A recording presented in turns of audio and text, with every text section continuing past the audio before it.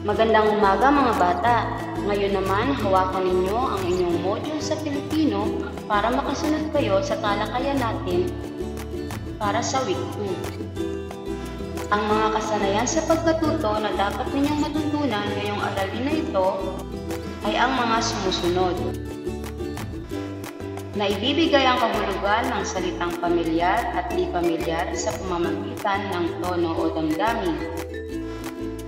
Naibibigay ang kahulugan ng salitang pamilyar at di pamilyar sa pamamagitan ng paglalarawan. Naibibigay ang kahulugan ng salitang pamilyar at di pamilyar sa pamamagitan ng kayarian ng mga salitang iisa ang baybay, ngunit magkaiba ang kahulugan. At ang panghuli ay naipahayag ang sariling opinyon o reaksyon sa isang nabasa o napakinggang balita, isyu o usapan. Ang layunin ng module na ito ay matuto ng mga kasanayang nalinang, maisapuso at maisabuhay ang mga kaakibat na saloobin. Sa nakaraan ninyong module 1, tinalakay natin ang tungkol sa gamit ng pangalan at panghalip sa pangungusap. Subukan nga natin kung natatandaan mo pa ang mga tinalakay natin. Subukan nyo nga itong sagutan. Tukuyin ang mga pangalan sa pangungusap. Sa unang bilang, Sun Valley Elementary School ang aming paaralan. Ano kaya ang pangalang ginamit sa pangungusap? Sa ikalawang bilang, ang paborito kong pagkain ay manok at gulay na kalabasa. Ano ang pangalan na ginamit sa pangungusap? Sa ikatlong bilang naman, si Elinita ang matalikong kaibigan. Ano ang pangalang ginamit sa ikatlong pangungusap? Para naman sa ikaapat na bilang, mamamasyal kami sa Ocean Park sa darating kong kaarawan. At para sa ikalimang bilang, napakabait ng aking ina. Ano ang pangalang ginamit sa pangungusap? Natukoy mo ba ang mga pangalang ginamit sa pangungusap para sa ating balik-aral? Tingnan nga natin kung tama ang iyong mga sagot. Subukan mo ang itama kung ilang puntos ang makukuha mo. Para sa unang bilang, Sun Valley Elementary School, paaralan. Sa ikalawang bilang, pagkain, manok, gulay, kalabasa. Para sa ikatlong bilang, Elinita, kaibigan. Para sa ikalimang bilang ay ina. Magaling kung ikaw ay nakakuha ng 5 puntos. Ngayon naman, para pa rin sa ating balik-aral, papalitan ng panghalip ang mga pangalang may salunggulit sa pangungusap. Sa unang bilang, si Kapitan Chucky ang aming punong barangay. Sa ikalawang bilang, sina Ana, Lisa, Angela at ako isasayaw sa palatuntunan. Para sa ikatlong bilang, Candy at Kate ang paborito kong panghimagas. Para sa ikaapat na bilang, si Ronnie, Rika at Belinda ay uuwi ng Marinduque bukas. At para sa huling bilang, si Leandro at Tony ay namitas ng mangga sa likod bahay. Tingnan natin kung tama ang iyong mga sagot. Uulitin kong basahin. Sa unang bilang, si Kapitan Chucky ang aming punong barangay. Ang salitang may salungguhit ay Kapitan Chucky. Paano natin ito mapapalitan ng panghalip? So maaring ito ang inyong maging sagot. Siya ang aming punong barangay. Sa ikalawang bilang, sina Ana, Lisa, Angela at ako ay sasayaw sa palatuntunan. Ang mga pangalang may salungguhit ay Ana, Lisa, Angela at ako. Kaya ito ay magiging kami ay sasayaw sa palatuntunan. Kami ang panghalip na ipinalit sa Ana, Lisa, Angela at ako. Para sa ikatlong bilang, basahin niyo nga ang pangungusap. Candy at Kate ang salitang pangalang may salungguhit, kaya maaaring ito ay mapapalitan ng panghalip na ito ang paborito kong panghimagas. Basahin niyo nga ikaapat na pangungusap.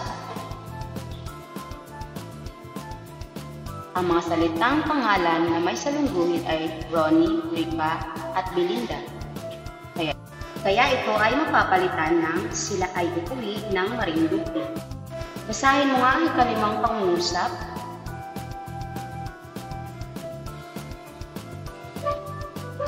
Magaling! Ang salitang pangalang may salungguhit ay Leandro at Fanny. Kaya ito ay papalitan natin ng panghalip na sila ay namitas na mangga sa likod ng bahay. Ngayon naman, tingnan nyo ang inyong module sa balikan natin.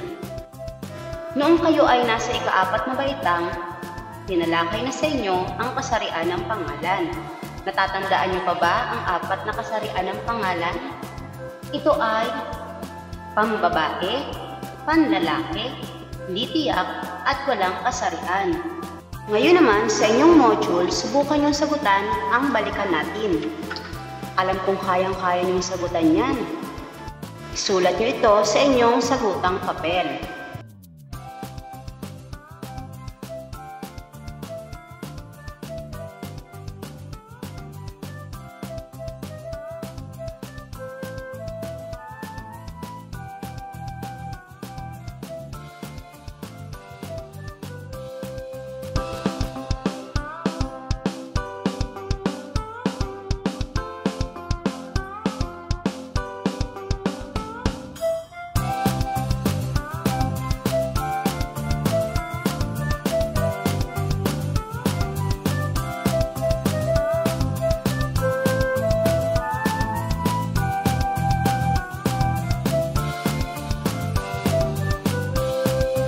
Itama natin ang inyong mga sagot.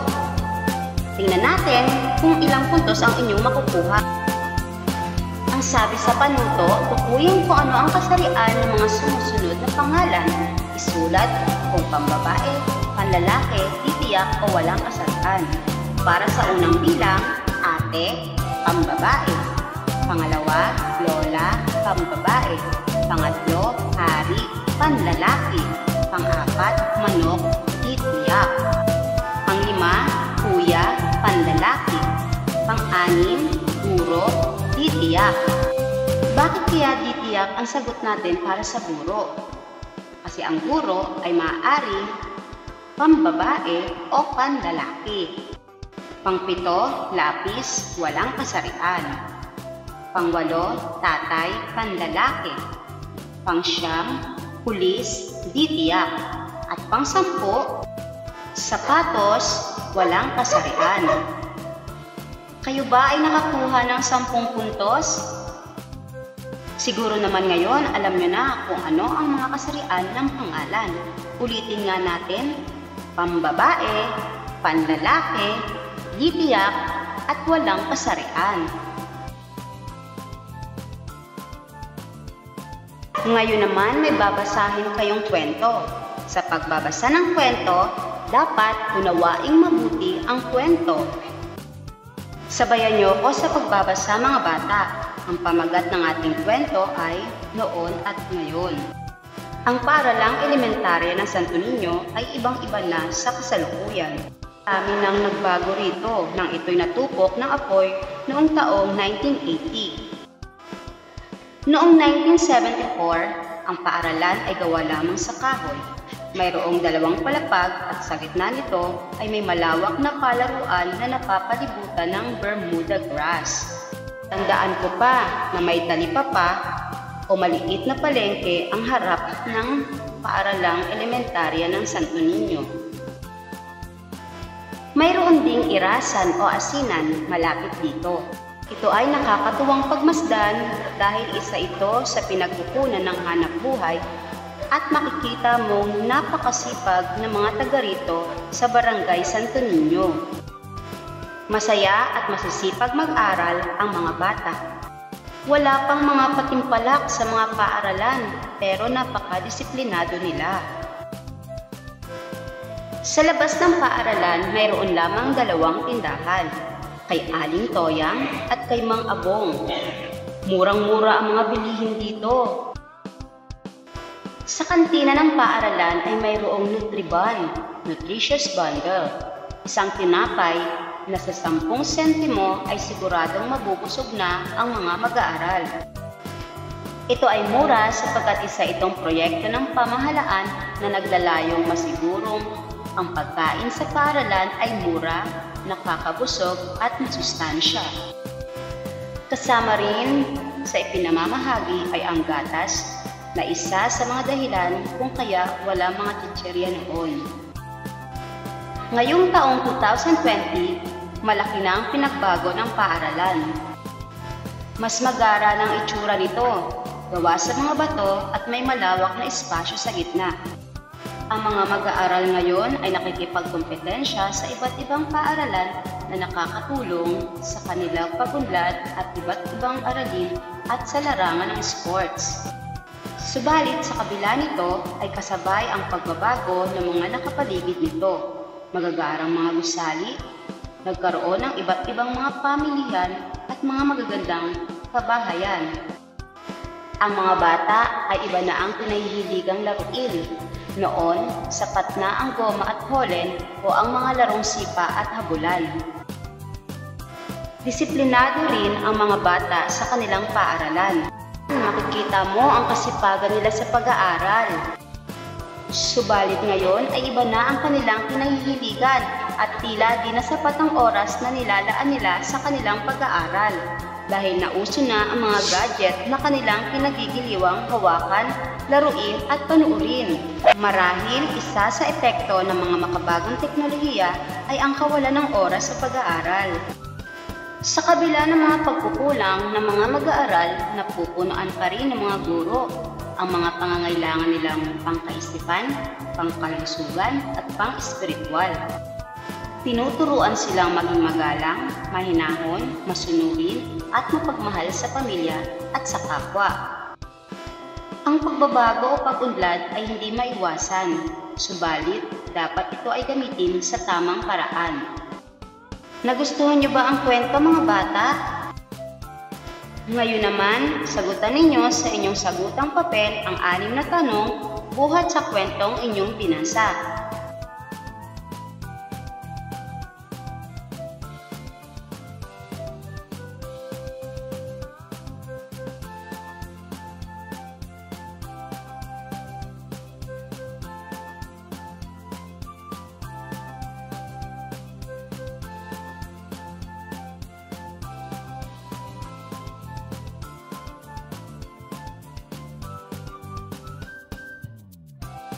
Marahil nasagutan nyo ng tama ang 6 na katanungan buhat sa kwento. Naitanong nyo ba sa sarili ninyo kung paano nyo nasagutan ang kwento? Ano ang paraan na ginamit ninyo sa pagsagot sa 6 na tanong sa kwentong inyong binasa? Ang tawag sa paraan ng pagsagot ninyo sa 6 na katanungan ay ang pagbibigay ng reaksyon at opinyon. Ano kaya ang ibig sabihin ng reaksyon o opinyon? Ang reaksyon ay hinahatulan o pinagpapasyahan ang kawaskuhan, kahusayan at pagpapahalaga ng isang tekstong binasa. Ang maaari mong isagot dito ay mismong kung ano ang nangyari sa kwentong iyong binasa. Ang opinyon ay isang pananaw ng isang tao o pangkat na maaaring totoo pero pwedeng pasupilian ng iba. Ito rin ay isang paniniwala na mas malakas pa sa impresyon, mas mahina sa positibong kaalaman na batay sa obserbasyon at eksperimento. Ang opinyon naman ay pananaw mo lamang o damdamin mo lamang na nais mong ipabatid at nais mong paniwalaan. Maaaring ito ay totoo, ngunit maaari din itong hindi paniwalaan ng iba. Ngayon naman, subukin mo ang tukuyin ang mga di pamilyar na salita sa kwento na iyong binasa. Sulat sa kolong nito. Sulat naman sa tabi ang katumbas na pamilyar na salita. Bawa, mga salitang di pamilyar. Di ba may nabasa kayong natupo? Katumbas na pamilyar na salita nito ay nasunog. Balikan ninyo ang kwentong noon at ngayon. Tingnan nyo kung merong mga salitang di pamilyar salitang pamilyar na ginamit sa kwento. Tandaan nyo mga bata, ang mga pamilyar na salita ay mga salitang naririnig at sinasabi araw-araw. Ito ang mga salitang araw-araw natin ginagamit sa ating pakikipagtalastasan o pakikipag-usap. Pamilyar, ibig sabihin, alam na alam mo ang ibig sabihin ng salitang iyong ginamit. Ang mga di pamilyar na salita naman ay mga salitang bibihirang marinig at gamitin.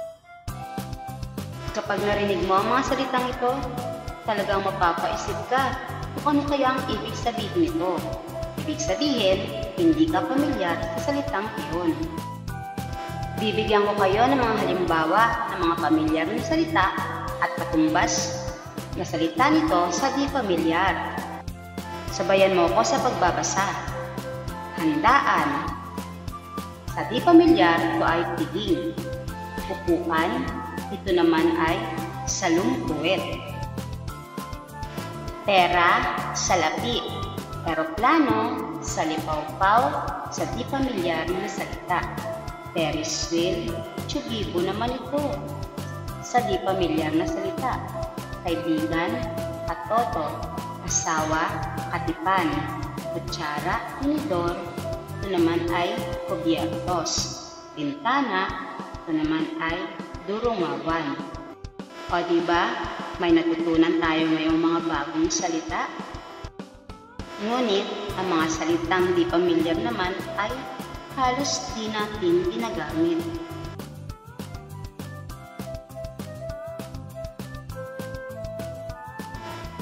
Dumako naman tayo ngayon sa pamilyar at di pamilyar na salita gamit ang tono o damdamin. Ang pagbibigay ng kahulugan sa isang salita o teksto ay maaaring ipakita gamit ang tono o damdamin. Ano ba ang ibig sabihin nito? Ang tono ay tumutukoy sa saloobin ng may akda o ng author.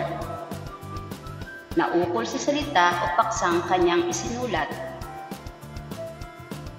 Ang tono ay maaaring masaya, malungkot, mapagbiro o seryoso. Tandaan, ang tono ay saloobin ng may akda o ng author kung ano ang damdamin ang nais niyang iparating para sa kanyang mambabasa. Ang damdamin naman ay tumutukoy sa saloobin na nilikha ng mambabasa sa binasang teksto.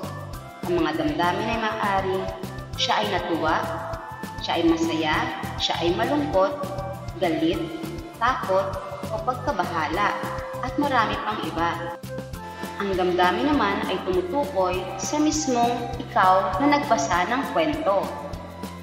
Ano ang naging damdamin mo habang binabasa mo ang kwento? Ano ang iyong naramdaman habang binabasa mo ang kwento? May kwentong masaya, kaya marahil masaya ka rin habang nagbabasa nito. May kwentong malungkot, kaya marahil apektado ka rin na ikaw ay malulungkot ayon sa kwentong iyong binasa.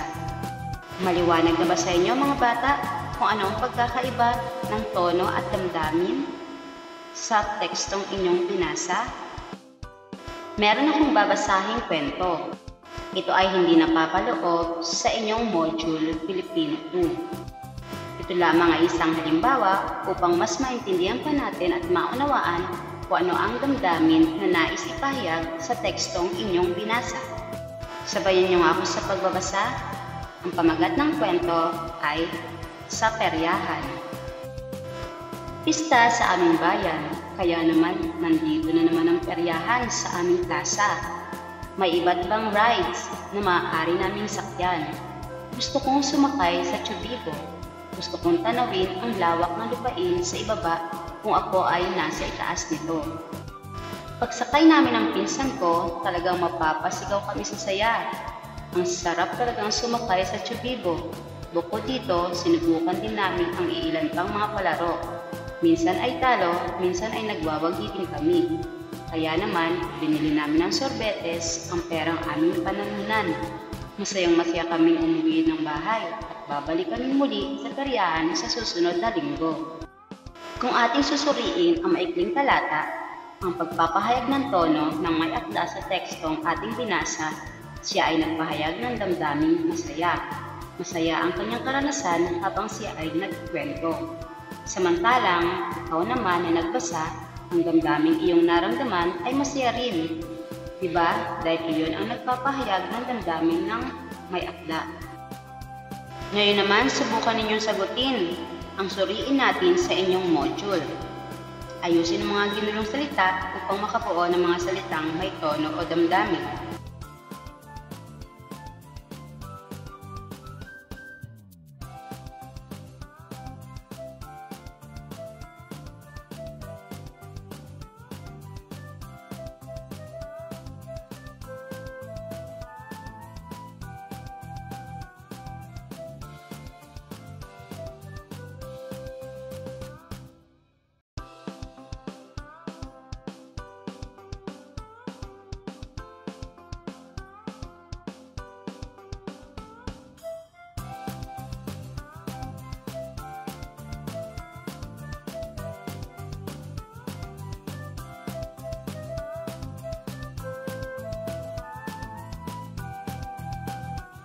Ngayon naman mga bata, may ipapakita akong mga larawan. Baka naman magtaka na naman kayo dahil wala na naman ito sa inyong module, pero ito ay kabahagi sa inyong susunod na aralin. Ano ang masasabi mo sa gusali? Tama, ang gusali ay mataas. Tingnan naman natin ang susunod na larawan. Ano ang masasabi mo sa bulaklak na ipapakita ko? Tama, makukulay ang mga bulaklak.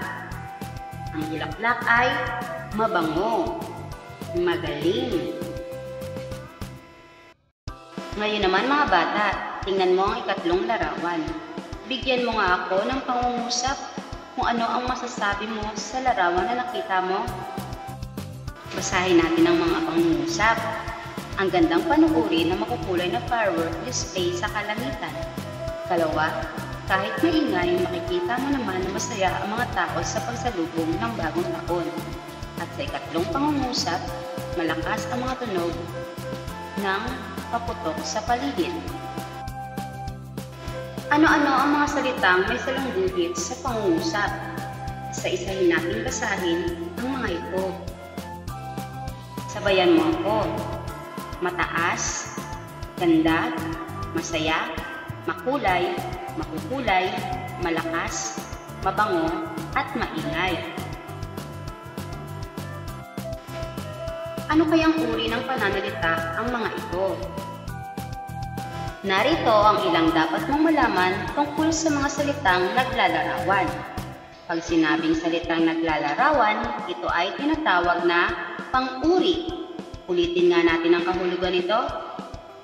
Ang pang-uri ang tawag sa salitang naglalarawan ng mga pangalan tulad ng tao, bagay, hayop, lugar, at pangyayari. Nasasabing ito ay katangian ng pangalan. Paano mo mailalarawan ang mga salitang pangalan? Maaaring makapagbigay ka ng paglalarawan tulad ng makapal, matalino, mabango, maingay, matapang, makinis, maganda, mataas, maliksi, maitim, maputi, kulot, tuwid, lahat ng maaari mong mailarawan, maaaring nakita, nadama, naamoy, o nalasahan. Lahat ng maaari mong paglalarawan, ito ay tinatawag na salitang pang-uri. Subukan mo nga itong sagutan. Tukuyin at isulat ang mga salitang naglalarawan na ginamit mula sa kwentong iyong binasa. Balikan mo ang kwentong noon at ngayon. Ano-ano kaya ang mga naglalarawan na salita na ginamit sa kwento? Marami, di ba mga bata? Sige, balikan mo ang kwento para mahanap mo ang mga salitang naglalarawan na ginamit doon. Ngayon naman mga bata, para sa karagdagang kaalaman, pag-aralan naman natin kung ano ang ibig sabihin ng mga salitang pareho ang baybay, ngunit magkaiba ang kahulugan.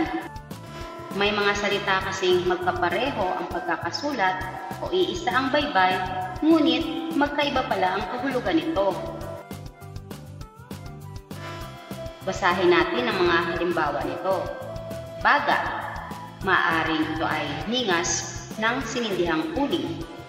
O kaya naman, sa isang kahulugan nito, pag sinabing baga, ito ay parte ng lamang loob na isang tao. Ang ikalawa ay malaman. Ibig sabihin, maraming laman. Ang kaparehong baybay naman ito ay malaman. Ibig sabihin, mabatid. Katlo, gabi. Ibig sabihin, madilim. Ang parehong baybay naman ito ay babasahin natin tulad ng gabi. Ito naman ay isang uri ng gulay. Sa ikaapat, puno. Ibig sabihin, apaw o sagad sa lalagyan. Ang parehong baybay naman ito ay babasahin natin puno. Ibig sabihin, katawan ng kahoy. Sa ikalima, saya. Ibig sabihin, palda ng babae. Saya. Ibig sabihin, tuwa o galak. Sa ika-anim, babasahin natin na sala. Ibig sabihin, ito ay bahagi ng bahay. Ang kaparehong baybay naman ito ay babasahin natin sala. Ibig sabihin, kasalanan. Napansin niyo ba kung paano binanggit ang dalawang salita? Pareho ba ng pagkakabanggit ang mga ito? Subukan niyong sagutin ang susunod ninyong aralin sa inyong module. Isulat ang inyong mga sagot sa inyong sagutang papel.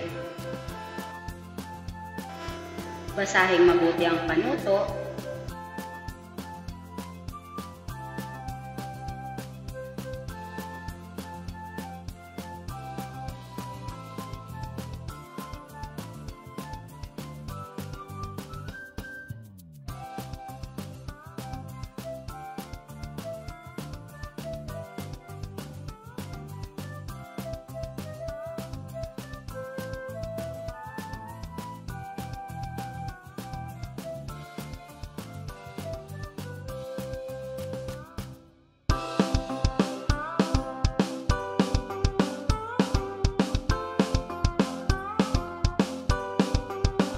Isunod nyo na rin sagutan ang nasa tayain natin.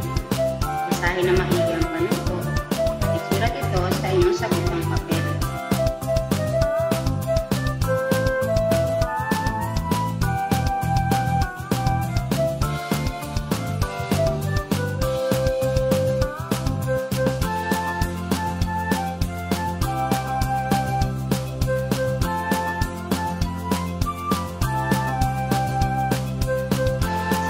Natin, gagawa kayo ng maikling sanaysay.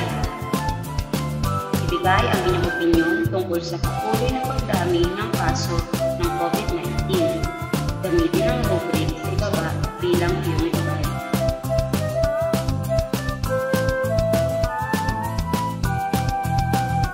Maaari kayong gumamit ng 5 siguraduhin na pagsumulat ng sanaysay magagamit ninyo ang indention. Sa pagsisimula ng pangungusap, syempre ito ay nagsisimula sa malaking titik. Tandaan nyo rin ang tamang paggamit ng bantas upang magkaroon kayo ng mataas na puntos. Bukod dito, sundin nyo rin kung ano ang hinihingi sa rubric ng inyong sanaysay. Basahin mabuti ang rubric upang magkaroon ng gabay sa pagsulat ng sanaysay.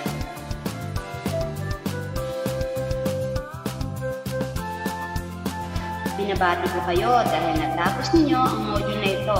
Sana naging makabuluhan sa inyo ang pag-aaral natin ito at marami sana kayong natutunan. Pasalamatan din natin si Ma'am Maricar Cabantuando dahil sa slides design na ginawa niya para sa atin. At huwag kalimutang mag-subscribe sa ating channel para lagi kayong updated sa mga bago nating aralin. Paano? Sana marami kayong natutunan yan sa aralin natin sa Module 2. Hanggang sa susunod nating aralin, paalam!